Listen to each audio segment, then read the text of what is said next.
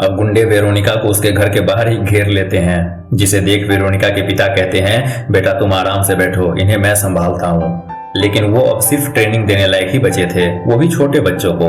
अपने पिता के कॉन्फिडेंस और वहम को बरकरार रखने के लिए वह गुंडों को ऐसे पीटती है जिससे उसके पिता को लग रहा था कि वो पीट रहे हैं। वेरोनिका के पिता को लग रहा था कि उन्होंने अकेले ही सारे गुंडों को हरा दिया, पर असल खेल तो कुछ और ही था। वेरोनिका इतनी तेज थी कि जब भी उसके पिता उसकी तरफ देखते, वेरोनिका उन्हें आराम से बेंच पर बैठी हुई दिखती। सारे गुंडे जब मार खाकर डर कर भाग गए, तब वेरोनिका से पिता पूछते हैं, बेटा तुम ठीक तो हो? वेरोनिका तो बच गई, पर उसके सारे दोस्त पकड़े गए थे। ओलिविया ने उन सबको ऐसे जेल में कैद कर रखा था जहां वो अपनी शक्तियों का इस्तेमाल ना कर सके।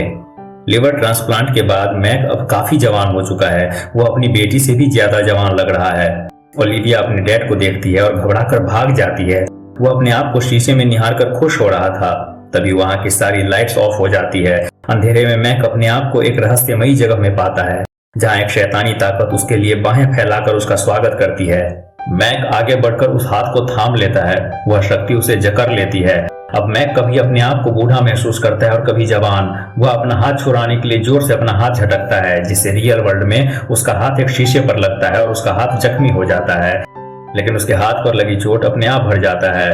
पर वो अभी संतुष्ट नहीं था, उसे सारे अंग चाहिए। वो सभी सुपर पावर चाहता है, वो भगवान बनना चाहता है। ओलिविया भी अपने पिता की ताकत के डर से चुप रहती है। मैक उस जगह पहुंचता है जहां ओलिविया ने सभी को कैद कर रखा है। मैक ओलिविया के सारे आदमी को पीटने लगता है। उसके ताकत के सामने ओलिविया के गार्ड्स ज्यादा देर टिक नहीं पाते। मैक जल्द ही वहां पहुंच जाता है जहां पीटर, रॉबर्ट और लिली कैद थे। रॉबर्ट के हाथ ऐसे जकड़ दिए गए थे जिससे वह चुटकी ना बजा सके। वह अपने पैरों की उंगलियों को चटकाने की कोशिश कर रहा है, पर वह जैसे ही कामयाब होता है, दो आदमी वहां आते हैं और उसे पकड़ कर ले जाते हैं। वह स्ट्रेचर पर लेटा होता है, उसकी आंखें निकालने की तैयारियां की जा रही थी, पर इससे पहले कि उसे बेहोश किया जाता, वह अपने पैर की उंगलियां चटकाकर वेरोनिका को अपना लोकेशन भेज देता है। रॉबर्ट एक और चुटकी बजाता है और लिली के जेल का गेट खोल देता है। वह पीटर को आजाद करवाता, इससे पहले ही वह बेहोश हो जाता है। दूसरी तरफ वेरोनिका अपने दोस्तों को बचाने के लिए जैसे ही घर से निकलने वाली होती है, उसके पिता सामने आ जाते हैं और कहते हैं कि वो भी साथ चलेंगे।